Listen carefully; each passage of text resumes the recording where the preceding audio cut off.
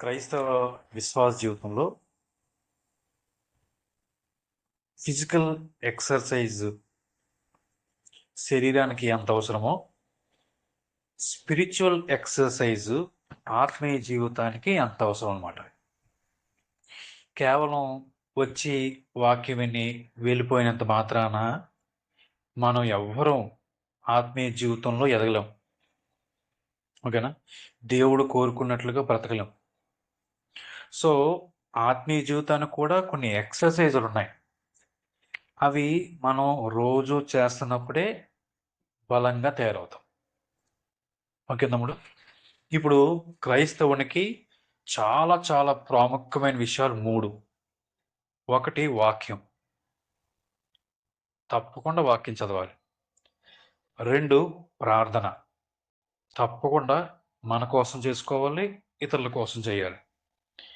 3 సహవాసం, అంటే తోటి విశ్వాసులతో కలిసిన సంబంధం కలిగి ఉండడం, ఒకరి గురించి ఒకరు ప్రేయర్ చేసుకోవడం, సహవాసం. ఈ 3 ఖచ్చితంగా ప్రతి క్రైస్తవ జీవితంలో చాలా ప్రాముఖ్యమైనది అనమాట. ఓకే తమ్ముడు. ఈ మూడిట్లో ఏది మిస్ అయినా సరే ఆ విశ్వాసి సరిగా బ్రతకలేడు అనమాట, సరిగా జీవించలేడు. ఓకేనా? మీకు గుర్తుందా, దేవుడు ఎందుకు ప్రార్థన వినడు అని నేను 6 పాయింట్స్ చెప్పాను ఒకరోజు, ఒక ఆదివారం. అంటే ఎవరినైనా తక్కువ అంచనా వేసి మనం ప్రార్థన చేస్తే వినడం, అవునా? మనం పాపంలో కంటిన్యూ అవుతూ ప్రార్థన చేస్తే వినడం, అవిశ్వాసంతో ప్రార్థన చేసినా వినడం కదా. ఇట్లా 6 పాయింట్లు చెప్పుకున్నాం మనం. ఓకేనా? ప్రార్థన ఎంత శక్తివంతమైందో ఒక చిన్న ఉదాహరణ చెప్తాను. ఈ మధ్యకాలంలో ఒక చిన్న పాపకి, డిప్లొమా చదువుతున్న పాపకి దెయ్యం పట్టింది. వాళ్ళ పేరెంట్స్ ఒక చర్చికి తీసుకెళ్లారు. వాళ్ళు కూడా నమ్ముకోరు, చర్చికి తీసుకెళ్లారు. ఎవరో ఒక అక్క బట్టి చర్చి తీసుకెళ్తే చర్చిలో వాక్యం అయిపోయినప్పటికీ కూర్చున్నారు. సార్ అప్పుడు ఎంటర్ అయ్యారు, వాక్యం అయిపోయింది, పాస్టర్ గారు కూర్చున్నారు. అనౌన్స్మెంట్స్ ఎన్ని అయిపోయిన తర్వాత క్లోజింగ్ ప్రేయర్ ఉంటుంది కదా, అప్పుడు పాస్టర్ గారు లేచి అమ్మ అందరూ తల వంచండి, మనం ప్రార్థన చేసుకుందాం అని అన్నారు అనమాట. వెంటనే ఈ దెయ్యం పెట్టిన అమ్మాయి అయిపోయిన పదం వెళ్ళిపోదాం అని లేచి వెళ్ళిపోతుంది అనమాట. వాళ్ళ పేరెంట్కి అర్థం కాలే, కానీ అక్కకి అర్థమైంది. మళ్ళీ చేయబట్టుకుని కూర్చోబెట్టి ఎక్కడికి వెళ్దాం, అవ్వలేదు కదా చర్చి ప్రార్థన అవ్వలేదు కదా, కూర్చో అని కూర్చోబెట్టారు అనమాట. సో ఎప్పుడైతే పాస్టర్ గారు అందరూ కళ్ళు మూసుకోండి ప్రార్థన చేద్దామని ప్రార్థన మొదలుపెట్టారో విలువలాడిపోయింది అమ్మాయి, విలువలాడిపోయింది. మీరు ఆలోచన చేయండి, పాస్టర్ గారు కూర్చున్నంతసేపు ఏం మాట్లాడలే, అనౌన్స్మెంట్స్కు ఏం మాట్లాడలే, కానీ ఎప్పుడైతే ప్రేయర్ స్టార్ట్ చేశారో వెంటనే తట్టుకోలేకపోయింది అనమాట. ఎందుకంటే బైబిల్లో ఎవరు 2, 3 నా నామములో ఏకీవించి ప్రార్థన చేస్తారో వారి మధ్య నేను ఉంటాను అని దేవుడు మాటిచ్చాడు, యేసుప్రభువారు. ఇప్పుడు అంతమంది చర్చలో కళ్ళు మూసుకొని ప్రార్థన ఆరంభించినప్పుడు దేవుడు వస్తారుగా, ఆ దేవుడి సందులో తట్టుకోలేకపోయింది అనమాట. అది ఎంత వాస్తవం, అది ఆ మాట ఎంత వాస్తవం అది. కాబట్టి ప్రేయర్ చేయడం అంటే, ఒక విశ్వాస ప్రేయర్ చేయడం అంటే నేరుగా దేవుని సన్నిధిలోకి వెళ్ళడమే. ఒక విశ్వాసి మోకరించి ప్రార్థన చేస్తే డైరెక్ట్గా దేవుని సన్నిధిలోకి వెళ్తాడనమాట. పాత నిబంధనలో అలాంటి అవకాశం లేదు, డైరెక్ట్గా దేవుణ్ణి చేరుకునే అవకాశం లేదు. బలి ఇవ్వాలి, యాజకుడు వెళ్ళి ఆ రక్తాన్ని ఇక్కడ చిందించాలి, బాబు నీ పాపాలు క్షమించబడ్డాయని ఒక గొర్రెపిల్లని అడవిలో కుదిరేయాలి, ఈ తతంగం అంతా ఉంటుంది. కానీ మనం యేసు ప్రభు వచ్చి మరణించి తిరిగి వెళ్ళిపోయి ఒకేసారి బలి అర్పించిన తర్వాత మనమే డైరెక్ట్గా దేవునితో మాట్లాడచ్చు అన్నమాట. ఆ గొప్ప ధైర్యం, అవకాశం, వెసులుబాటు దేవుడికి కల్పించాడు అన్నమాట, కృపచేత. ఓకే తమ్ముడు.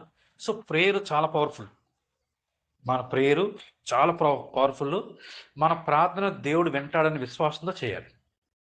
ఇప్పుడు పోయినప్పుడు ప్రార్థన ఎందుకు వినడం చూసాం కదా. ఈ రోజులో మనం ఏం చూడబోతున్నామంటే, ఈ రోజు కూడా ఇంచుమించుకు 6 పాయింట్లు ఉన్నాయి. ఈ 6 పాయింట్లు ఏం చూడబోతున్నామంటే, ప్రార్థనలో ఎలాగ కొనసాగాలి. ఎందుకంటే పౌలు గారు కానీ, యేసుప్రభు వారు కానీ విసుగక ప్రార్థించండి, ఎడతెగక ప్రార్థించండి, నిత్యము ప్రార్థించండి అనే మాటలు ఉన్నాయి బైబిల్లో. కొంచెం ముందు జరుగు, కొంచెం విసుగక ప్రార్థించండి, ఎడబాయక ప్రార్థించండి, మానక ప్రార్థించండి, నిత్యము ప్రార్థించండి, ఎల్లప్పుడూ ప్రార్థించండి అనే మాటలు బైబిల్లో ఉన్నాయి. అంటే ప్రార్థన ఆగకూడదు, ప్రార్థన నిత్యము చేయాలి అనేది దేవుడు ఉద్దేశం అన్నమాట. మరి ఎలా చేయాలి? నిత్యము ఆ ప్రార్థనలో మనం ఎలా కొనసాగాలి? అన్ని బాగున్నప్పుడు ప్రార్థన చేసుకుంటాం, కొన్నిసార్లు మన ప్రార్థనకు జవాబు రానట్టుగా ఉంటుంది. ఎన్నిసార్లు ప్రార్థన చేస్తున్నా ఇంకా దేవుడు వినలేదేంటి, ఇంకా నాకు ఆన్సర్ రాలేదేంటి అనే అనుమానం ఉంటుంది అనమాట. కొన్నిసార్లు ఇబ్బందులు వస్తాయి, కొన్నిసార్లు దెబ్బలు తగులుతాయి, కొన్నిసార్లు పరిస్థితులు ఏం బాగోవు, అన్ని నెగిటివ్ కనిపిస్తాయి. అలాంటి టైంలో కూడా మనం ప్రార్థనలో ఎలా కొనసాగాలి ఈరోజు మనం చూడబోతాం. ఈ పాయింట్స్ చచ్చిపోయేంత వరకు గుర్తుపెట్టుకోవాలి.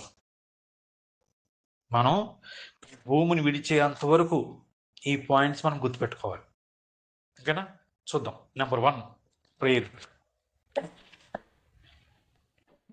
ఓకే, నెంబర్ ఫస్ట్ పాయింట్ ఏంటంటే, ప్రార్థనని ఎప్పుడు వదిలేయకూడదు. ప్రేయర్ చేయకుండా ఎప్పుడు మానకూడదు అనమాట.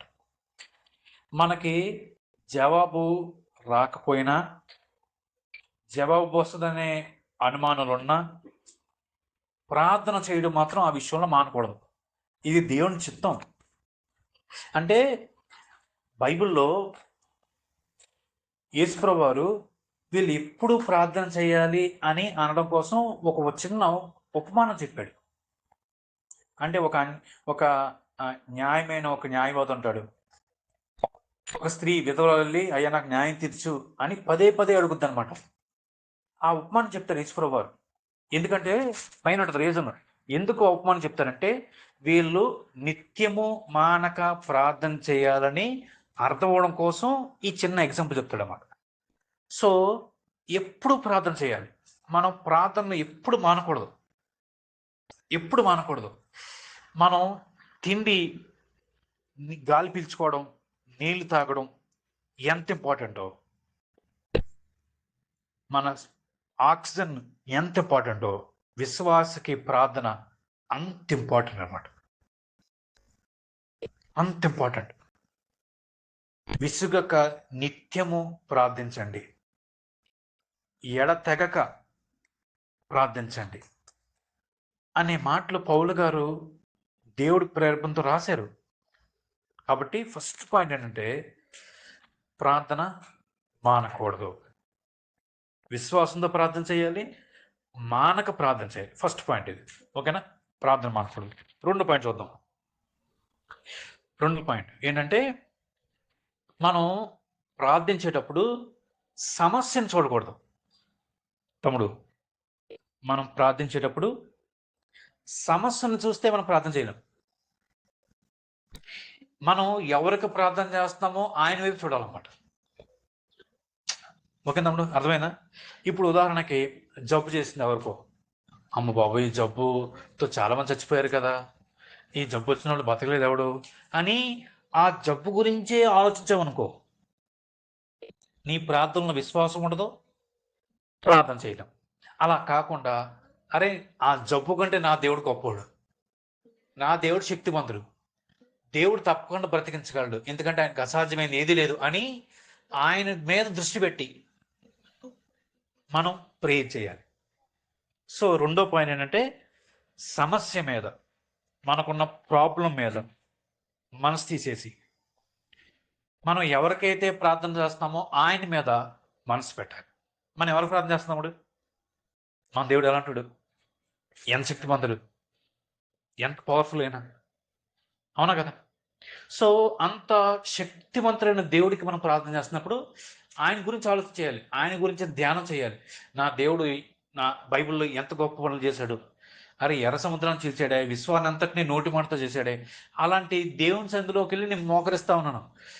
నేను ఎవరికి ప్రార్థన చేస్తానంటే సృష్టికర్తకు ప్రార్థన చేస్తా ఉన్నాను. చిన్న విషయం అది. సో మనం దేవుడి మీద మనసు పెట్టి ప్రే చేయాలి. సమస్య నేను చెప్పాలి, ప్రభా ఈ సమస్య నా కళ్ళకి ఇంత పెద్దగా అనిపిస్తుంది, కానీ నువ్వు దీనికి మించి శక్తివంతుడివి, నేను నిన్ను నమ్ముతా ఉన్నాను అని దేవుణ్ణి ప్రార్థన చేయాలి. భక్సింగ్ గారు తెలుసా, ఆయన గురించి ఎప్పుడు విన్నారా? ఆయనంట, అయ్యగారు మీకు ఎప్పుడు నిరుత్సాహం రాలేదా అని అడిగారు ఒక ఆయన. నాకెందుకు రాలేదయ్యా, బోలెడు సార్లు నిరుత్సాహపడ్డాను, మినిస్ట్రీలోను, ఫ్యామిలీ పరంగా, వ్యక్తిగత జీవితంలో బోలెడు సార్లు డిప్రెషన్లోకి ఇంచుమించుగా వెళ్ళిపోయే పరిస్థితులు నాకు ఉన్నాయి. మీకు కూడా ఉన్నాయా? ఇంత దైవజనులు, ఇంత భక్తి, దేవుడే స్వయంగా మీతో మాట్లాడితే మీరు చేస్తారంటే ఉన్నాయి. మరి అప్పుడు ఏం చేస్తారు మీరు? అప్పుడు ఆయన అన్నాడు, ఎప్పుడైతే నాకు నిరుత్సాహం, బాధ, కృంగుదల వచ్చిందో వెంటనే మోకరించి స్తుతిస్తారంట దేవుణ్ణి, దేవుణ్ణి ఆరాధన చేస్తారంట, దేవుడు గొప్పతనాన్ని జ్ఞాపకం చేసుకుంటాడంట. ఎంత గొప్ప కార్యాలు చేశాడు దేవుడు, నా జీవితం ఎంత గొప్ప కార్యాలు చేశాడు, వాటన్నిటిని జ్ఞాపకం చేసుకొని దేవుని స్తుతించి ఆరాధన చేస్తారంట. అంతే, ఆయనకున్న బాధ, డిప్రెషన్ అంతా వెళ్ళిపోయేదంట. సో మనం సమస్య మీద కంటే, ఓకే తమ్ముడు, సమస్య మీద కంటే దేవుడి మీద మనం మనసు పెట్టాలి, దేవుడి మీద. ఓకే తమ్ముడు, ఇది రెండో పాయింట్. ఫస్ట్ పాయింట్ ఏమో మానకుండా ప్రేయర్ చేయాలి, రెండో పాయింట్ ఏమో సమస్య మీద కాదు దేవుడి మీద మనసు పెట్టి ప్రేయర్ చేయాలి. ఓకే తమ్ముడు, మూడో పాయింట్ అంటే దేవుడు బైబిల్లో వాగ్దానం చేశారు, దేవుడు బైబిల్లో ప్రామిస్ చేశారు తమ్ముడు, ప్రామిస్. ఓకేనా? దేవుడు గుర్తుపెట్టుకోండి, మాట ఇస్తే అసలు ఎట్టి పరిస్థితుల్లోనూ తప్పడు. మాట ఇచ్చాడా ఖచ్చితంగా చేస్తాడమ్మా. ఓకేనా?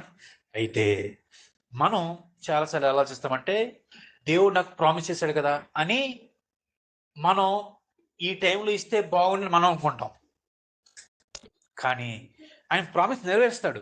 కానీ ఏ టైంలో నీకు మంచిదో ఆ టైంలో ఇస్తాడు. అబ్రహం ఉన్నాడండి, అబ్రహం ఉన్నాడు, నీ కొడుకునిస్తానయ్యా అని ఎప్పుడు చెప్పారు అబ్రహం గారికి?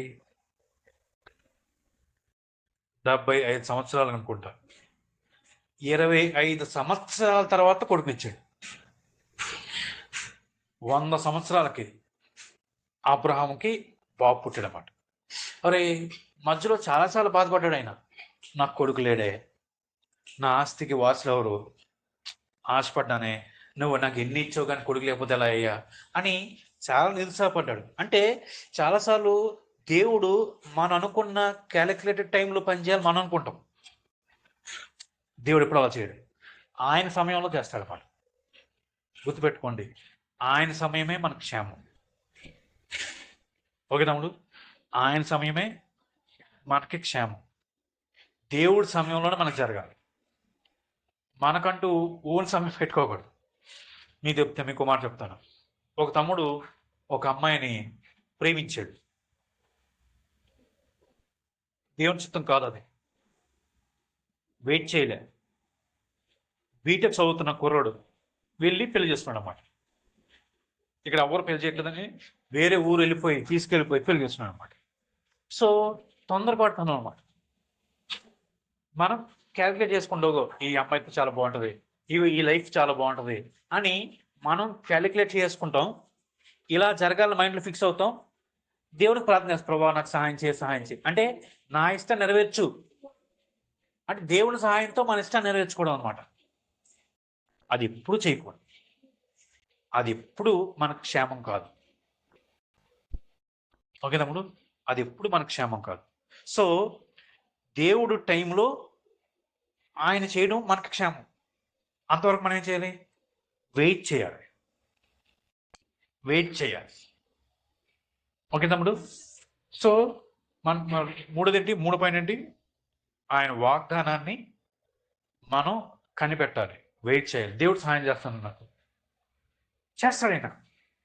ఓకే తమ్ముడు. అయితే బైబిల్లో చాలా ప్రామిస్లు ఉన్నాయి. ఓకే తమ్ముడు, చాలా ప్రామిస్లు ఉన్నాయి. కానీ ప్రతి ప్రామిస్కి ఒక కండిషన్ ఉంటుంది.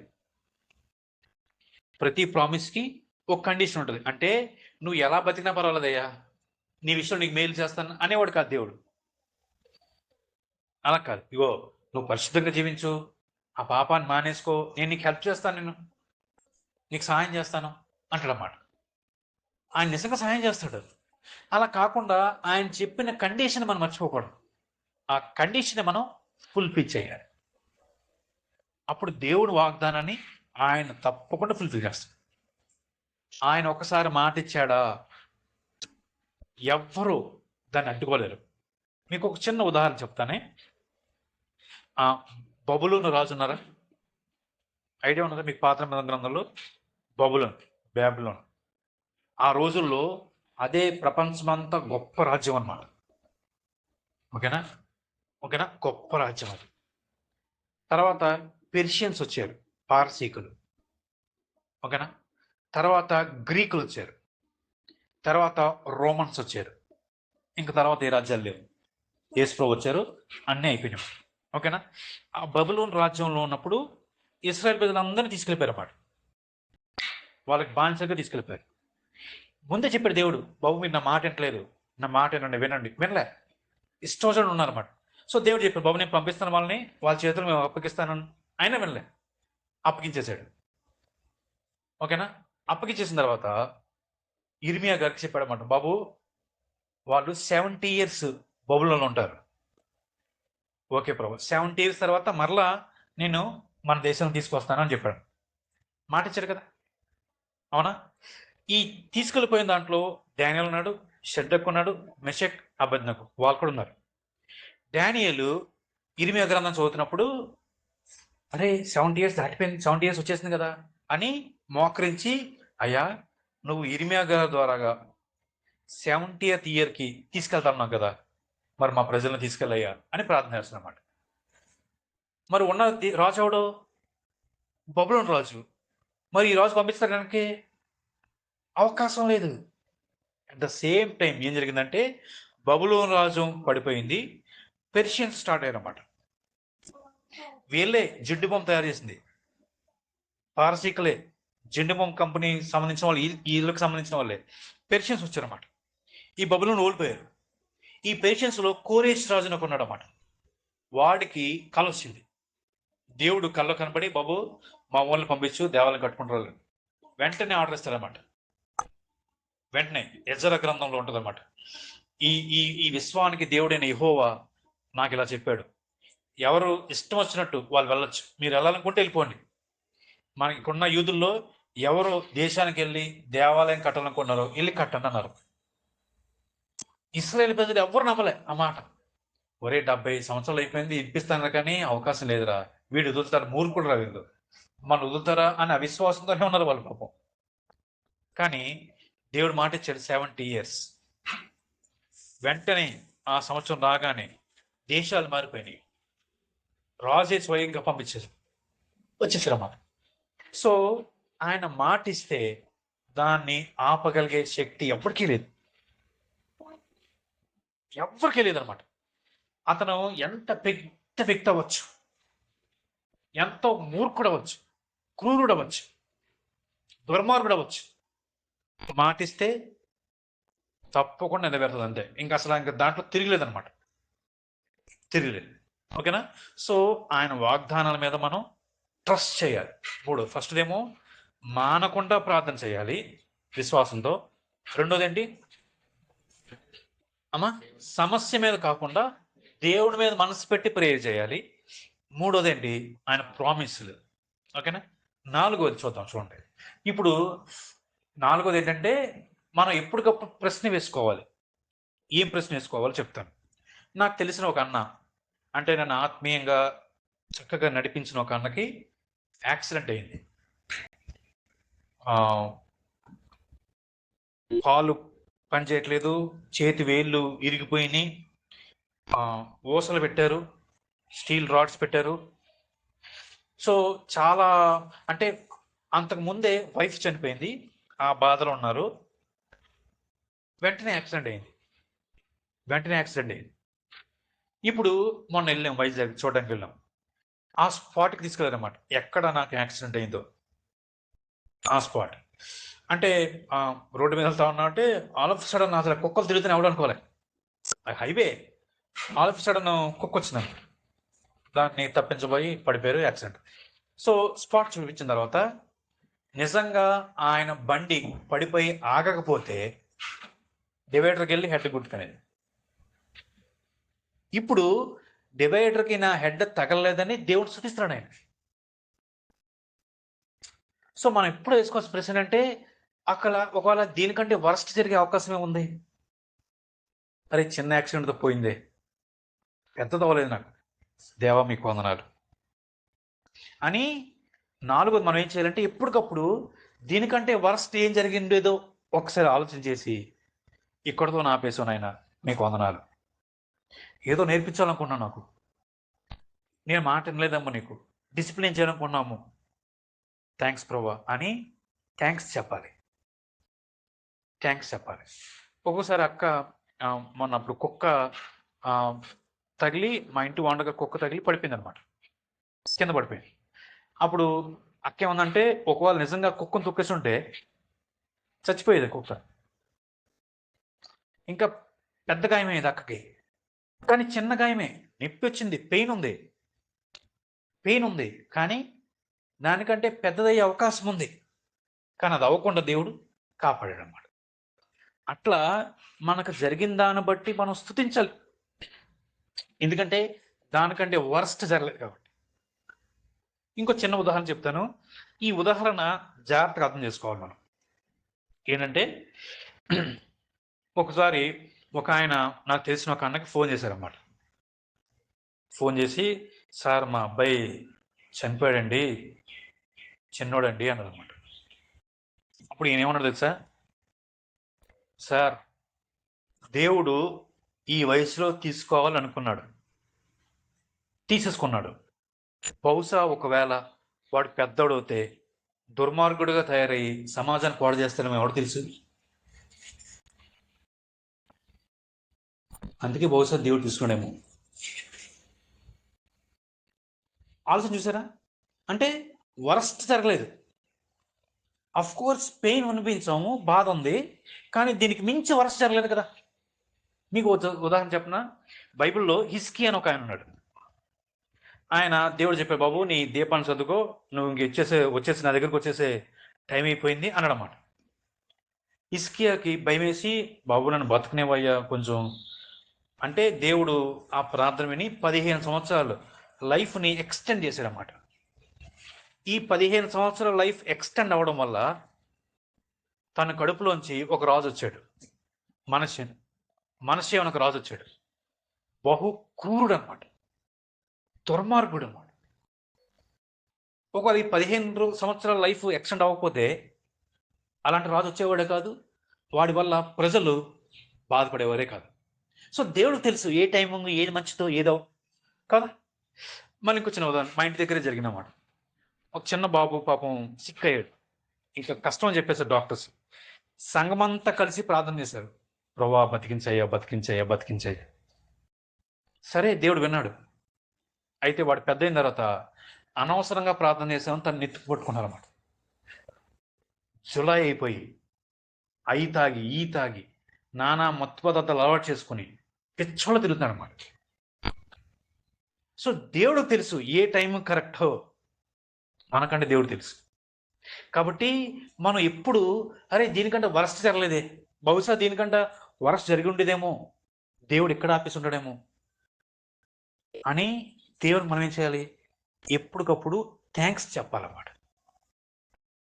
అరే ఇలా జరిగింది ఏంట్రా, ఇలా అనుకోలేదు కదరా, ఇలా జరుగుతుందని అని బాధపడకూడదు. ఎప్పుడు బాధ ఉంటుంది, పెయిన్ ఉంటుంది, కానీ మనం ఎట్లా థింక్ చేయాలి, దీనికంటే వరస్ట్ జరగకుండా దేవుడు ఇక్కడితో ఆపేశాడు. ఇక్కడతో కూడా ఆపడానికి ఉద్దేశం ఏంటి, మనకేం నేర్పిస్తున్నాడు, దానికి మనం ఏం చేయాలి, దేవునికి థ్యాంక్స్ చెప్పాలి. బైబిల్లో మీరు ఏ విషయం ముందును నిరుత్సాహపడక ప్రతి ప్రార్థనని కృతజ్ఞతాపూర్వకంగా దేవునికి తెలియజేయండి అంటాడు పౌలు గారు పత్రికలో. సో ఏ విషయాన్ని బట్టి మనం నిరుత్సాహపడకూడదు, ఏ విషయాన్ని బట్టి కూడా నిరుత్సాహపడకూడదు.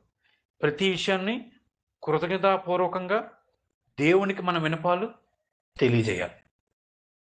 ఓకే తమ్ముడు, దేవునికి మన వినపాలు తెలియజేయాలి. అయితే ఒక మాట, మనం ఎగ్జామ్స్ ప్రార్థన చేసుకుంటాం కదా, ప్రభా నాకు మంచి మార్కులు ఇవ్వు ప్రభా అని ప్రార్థన చేసుకుంటాం. ఇప్పుడు ప్రార్థన చేసుకున్నాం కాబట్టి పడుకుంటే సరిపోతా?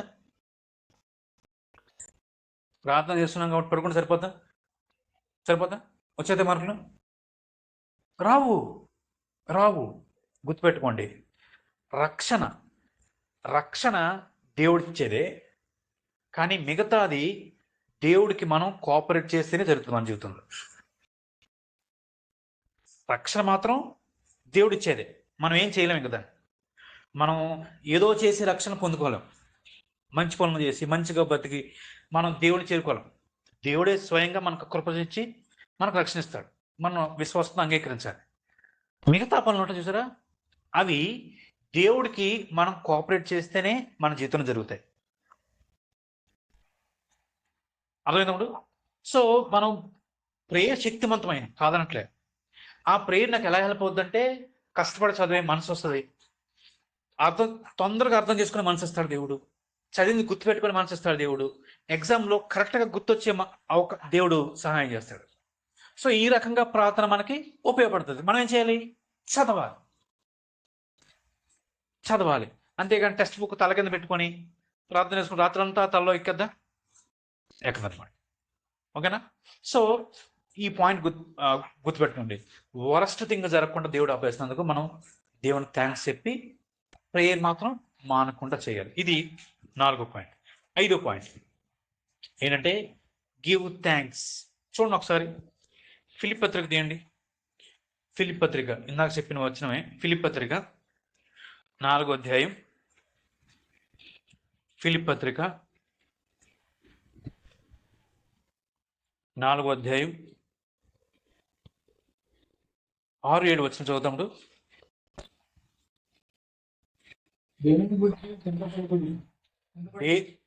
ఏమంతమ్ముడు ఎవరు చెప్తున్నారు ఈ మాటలో? దేవుడు చెప్తున్నాడు అన్నమాట. దేవుడు నీకు చెప్తున్న మాటలో, అయ్యా దేని గురించి చింతపడద్దు. మళ్ళీ చదువుతాడు, దేని గురించి చింతపడకు కానీ ప్రతి విషయం, ఏ విషయంలోనూ, ప్రతి విషయంలోనూ ప్రార్థన విజ్ఞాపనము చేత కృతజ్ఞతాపూర్వకంగా దేవునికి తెలియజేయండి. Give thanks to the lord. ఓకేనప్పుడు దేవునికి మనం ఎలా తెలియజేయాలి? కృతజ్ఞతాపూర్వకంగా తెలియజేయాలి. కృతజ్ఞతాపూర్వకంగా అంటే, ఇన్ని సంవత్సరాలు నాకు సహాయం చేస్తూ వచ్చారు ప్రభావ, మీకు వందనాలు, ఈ విషయంలో కూడా మీరు సహాయం చేయండి.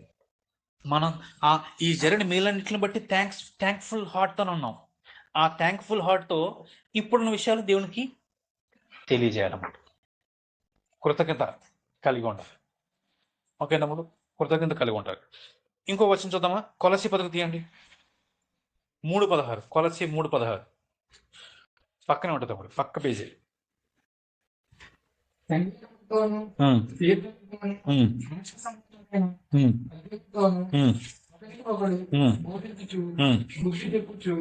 కృపా సహితముగా మీ హృదయములలో దేవుని గురించి గానం చేస్తూ సమస్త విధములైన జ్ఞానంతో క్రీస్తు వాక్యము మీలో సమృద్ధిగా నివసింపనీయుడి. అంటే సంతోషంతో పాటలు పాడుకుంటూ. సో మన హృదయంలో ఇప్పుడే ఉండాలి, కృతజ్ఞత భావం ఉండాలి. ఓకే, ఏముండాలి తమ్ముడు? కృతజ్ఞతా భావం ఉండాలి. దేవుని ఎడల థ్యాంక్ఫుల్ హార్ట్ ఉండాలన్నమాట. Thankful heart. 10 మంది కుష్ఠరోగులు యేసుప్రభు దగ్గరికి వచ్చారు. ప్రభు మమ్మల్ని స్వస్థపరిచాయంటే వెళ్ళి కడుక్కున్నాను అన్నమాట. వెళ్ళారు. ఈ దారిలోనే హీలింగ్ వచ్చింది. హీలింగ్ వస్తే ఒకడికి, అరే ఇంత సాయం చేశాడు కదా మనకి, థ్యాంక్స్ చెప్దాం అని ఒక్కడు వెనకొస్తలమ్మ. అప్పుడు యేసుప్రభు అంటారు, మిగతా వాళ్ళు ఏరయ్యా? రాలేదు. వాళ్ళకి కనీసం కృతజ్ఞత లేదా? అరే సంవత్సరాలు కుష్ఠరోగంతో బాధపడ్డామే, మరి ఈయన ఏమి ఒక్క మాటతో స్వస్థపరిచాడే, థ్యాంక్స్ చెప్దాం. ఉండాలి కదా కనీసం. అసలు మనం చేసిన మేలుకి ఎవరు థ్యాంక్స్ చెప్పకపోతే ఎలా ఉంటాం మనకి? అవునా? మనం మేలు చేసాం, గుర్తుపెట్టుకోవట్లేదు, తిడతా ఉన్నాడు, ఎలా ఉంటుంది మనకి? సో మనమే కోరుకుంటాం కదా, అవునా? దేవుడు కూడా కోరుకుంటాడు అన్నమాట. థ్యాంక్ఫుల్ హార్ట్తో ఉండాలి మనం. మనకిచ్చిన చదువు, ఒక అన్న అన్నాడు అనమాట. ఏమనంటే, సాయి దేవుడు నీకు చాప్ చేయడంకో థ్యాంక్ హిమ్. కింద పడుకోవట్లేగా, మట్టిపై పడుకోవట్లేగా, అట్లీస్ట్ చాప పడుకున్నాం. అరే మంచం లేదని బాధపడద్దు, థ్యాంక్ యూ చాపిచ్చు. చాలా మంది రోడ్డు మీద పడుకున్నారు, దుమ్ములో మట్టిలో, వర్షం ఎండకి తడిచిపోతాం. నీకు అలాంటి అవకాశం లేదు, ఆ బాధ లేదు. చాపించడానికి థ్యాంక్స్ చెప్పు. దేవుడు పరిపించడానికో థ్యాంక్స్ చెప్పు. చాప కంటే పరుపు ఇంకా మంచిది కదా. సో మనకున్న దాంట్లో ఎన్ని వాటిని బట్టి మనం థ్యాంక్స్ చెప్తున్నాం దేవుడికి. అది లేదు ఇది లేదు అని లేనివి గురించి ఎక్కువ ఆలోచిస్తాం, కానీ ఉన్న వాటి గురించి ఎప్పుడైనా హృదయపూర్వకంగా మనం థ్యాంక్స్ చెప్పామా? నేను ఒక రోజు మా ఇంట్లో కూర్చొని ఆలోచిస్తూ ఉన్నాను, ప్రభా ఒకవేళ మా ఇంట్లో కూలర్ లేకపోతే, మా ఇంట్లో చాలా వేడి ఉంటుంది, చాలా వేడి పట్టుకోలేము అసలు, కూలర్ లేకపోతే పరిస్థితి ఏంటి? చిన్న వస్తువే, 9,000 రూపాయలే, కానీ కొనుక్కునే అవకాశం ఇచ్చాడు దేవుడు, థ్యాంక్ యూ. రిఫ్రిజిరేటర్ లేకపోతే, అసలు ఇంట్లో ఫ్యాన్లు కొనుక్కునే అవకాశం దొరకలేదు అనుకోండి, మంచమే లేకపోతే, అలా ప్రతి వస్తువు నేను ఆలోచిస్తూ ఉన్నప్పుడు, ప్రభా థ్యాంక్ యూ, ఇది లేకపోతే ఎలా ఉండేదేమో, థ్యాంక్ యూ అని ప్రతి వస్తువు గురించి ఆలోచిస్తే నిజంగా దేవుడు ఎంత మేలు చేశాడో అనిపించింది అనమాట. బండి మీద వెళ్తున్నప్పుడు, ప్రభా ఈ బండి లేకపోతే సైకిల్ మీద వెళ్ళగలనా, నడిచి వెళ్ళగలనా, రోజు ఆటో డబ్బులు పెట్టుకోగలనా, థ్యాంక్ యూ ప్రభా బండి ఇచ్చావు. సో మనకు ఉన్నదానం కనీసం థ్యాంక్స్ చెప్పట్లేదు మనం. లేని వాటికి మన దగ్గర ఉన్న అసౌకర్యాన్ని గుర్తు చేసుకుని మనం బాధపడదామే, కానీ అది కావాలి ఇది కావాలి కోరుకున్నాం. ఉన్న వాటి గురించి మనం థ్యాంక్స్ చెప్పాలి. మంచి కాలేజ్ చదివించుకుని అవకాశం ఇచ్చాడు, థ్యాంక్ యూ చెప్పాలి. హాస్టల్స్ నుండి అవకాశం ఇచ్చాడు, ఇంట్లో పేరెంట్స్కి బాధ అయినా డబ్బులు కడుతున్నారు, మనం థ్యాంక్ యూ చెప్పాలి. చదువుకోవడానికి ఆరోగ్యం ఇచ్చాడు, థ్యాంక్ యూ చెప్పాలి. మంచి ఫ్రెండ్స్ ఇచ్చారు, థ్యాంక్ యూ చెప్పాలి కదా. ప్రతి దాన్ని బట్టి మనం కృతజ్ఞత కలిగి బ్రతకాలన్నమాట. ఓకే తమ్ముడు, ఫస్ట్ పాయింట్ ఏంటి? ఇప్పుడు ప్రేయర్ చేయాలి. రెండోది సమస్య మీద కాదు కానీ దేవుడి మీద మనసు పెట్టి ప్రేయర్ చేయాలి. మూడోది దేవుడు ఇచ్చిన వాగ్దానం మీద మనం ఖచ్చితంగా నమ్మకం ఉంచవచ్చు, ఆయన నెరవేరుస్తాడు. నాలుగోది వర్స్ట్ థింగ్, దీనికంటే వర్స్ట్ థింగ్ ఏం జరిగి ఉండేదో అని ఒక్కసారి ఆలోచించి జరిగిన దాన్ని బట్టి బాధపడకుండా థ్యాంక్స్ చెప్పాలి. ఐదోది ప్రతి విషయాన్ని గురించి మనం థ్యాంక్ఫుల్ హార్ట్ కలిగి ఉండాలి. చివరిది ఆరోది చూద్దాం. ఆరోది ఏంటంటే, నువ్వు ఒక్కడివే కాదు, అది గుర్తుపెట్టుకో, యు ఆర్ నాట్ ఎలోన్. నువ్వు ఒకవేళ నీకు బాధ ఉందనుకో, నీ బాధ నువ్వు ఒక్కడే అనిపించట్లే. బైబిల్లో యేసుప్రభువారు ఏడ్చారు. యేసుప్రభువారు ఏడ్చిన సందర్భంలో ఒక సందర్భం ఏంటంటే, వాళ్ళందరూ బాధ చూసి ఈయన కూడా బాధ అనిపిస్తుంది అనమాట. అంటే దేవుడు నువ్వు బాధపడితే సంతోషించేవాడు కాదు, అది ఖచ్చితం అనమాట. ఆయన కావాలని ఎవరిని బాధ పెట్టడు. నువ్వు బాధపడితే ఆనందించడం ఆయనకి అసలు ఇష్టం లేదు. నువ్వు బాధపడితే నీ దగ్గరకు వచ్చేవాడు ఆయన.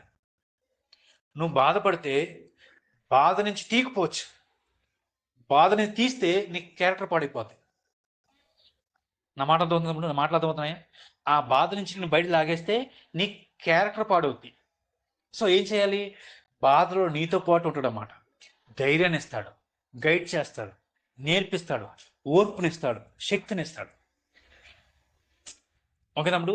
సో మనం ఎప్పుడు గుర్తుపెట్టుకోవాల్సిన విషయం ఏంటంటే, నేను ఒక్కడనే కాదు, నేను ఒంటరివాడిని కాదు, దేవుడు నాతో ఉన్నాడు.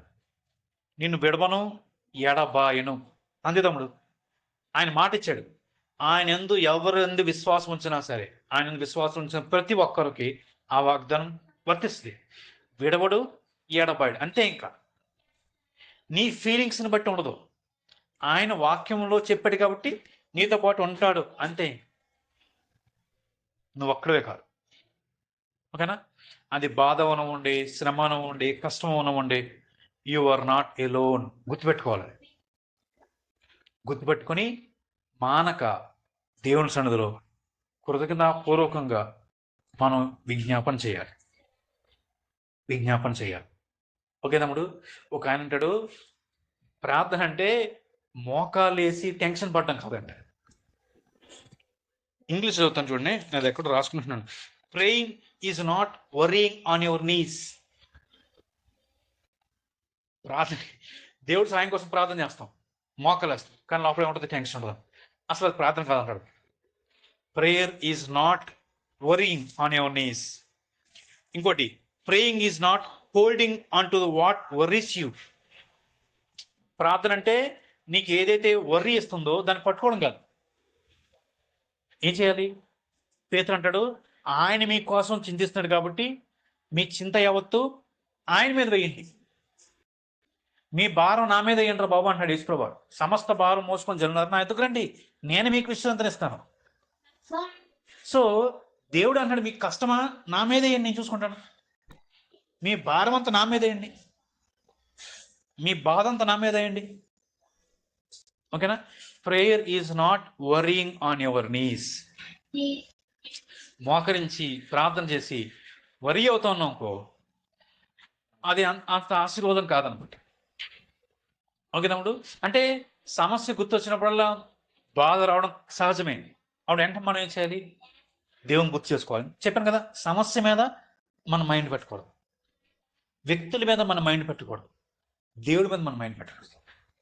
గుర్తు రావడం సహజమే, గుర్తొచ్చినప్పుడు బాధ రావడం సహజమే. ఇంకో సహజం ఏమవ్వాలి? వెంటనే దేవుడు గుర్తు రావాలి.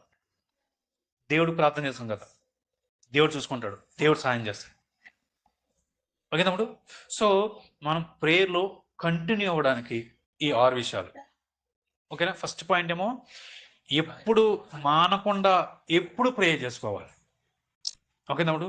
రెండోది, సమస్య మీద దృష్టి పెట్టకూడదు కానీ దేవుడి మీద దృష్టి పెట్టి ప్రేయర్ చేయాలి. మూడోది, దేవుని వాగ్దానాలు మనం గుర్తుపెట్టుకోవాలి. నాలుగోది, వర్స్ట్ థింగ్ జరగలేదని మనం సంతోషించి ప్రార్థన చేయాలి. ఐదోది, హృదయంలో కృతజ్ఞత భావం ఉండాలి. మనకున్న దాన్ని బట్టే కృతజ్ఞత భావం కలిగి ఉండాలి. ఆరోది, మనం ఒక్కలమే కాదు, దేవుడు కూడా మనతో పాటు ఉన్నాడు. ఓకే తమ్ముడు? సో బైబిల్లో ఎంతోమంది కష్టాల్లో, శ్రమల్లో, బాధల్లో మానకుండా ప్రార్థన చేస్తూ ఉన్నారు. మానకుండా. ఓకే తమ్ముడు? ఒక ఆయన అంట ఈ మధ్య వినమాట, ఒక ఆయనకి 80 సంవత్సరాలు 90 సంవత్సరాలు స్టిల్ ఇప్పటికీ మోకాలు వేసి గంటలు ప్రేయర్ చేస్తారంట. గంటలు ప్రేయర్ చేస్తారంట. ఎందుకంటే వాళ్ళకి ప్రేయర్ యొక్క ఇంపార్టెన్స్ అర్థమైంది, వాళ్ళకి దేవుని ప్రెజెన్స్ ఏంటో అర్థమైంది వాళ్ళకి. కాబట్టి మనం కూడా ప్రేయర్లో ఎదగాలి. ప్రేయర్ చాలా శక్తివంతమైంది, అది దేవుడు ఆజ్ఞ, ప్రేయర్ చేయండి అని. ఓకేనా? కాబట్టి మనం ప్రేయర్ అనేది నెగ్లెక్ట్ చేయకూడదు, వాక్యాన్ని నెగ్లెక్ట్ చేయకూడదు, సహవాసాన్ని, సంఘాన్ని నెగ్లెక్ట్ చేయకూడదు. ఓకే తమ్ముడు? కాబట్టి ఈ రోజు నుంచి ప్రేయర్ని మనం ఎప్పుడు నెగ్లెక్ట్ చేయకూడదు. ప్రార్థన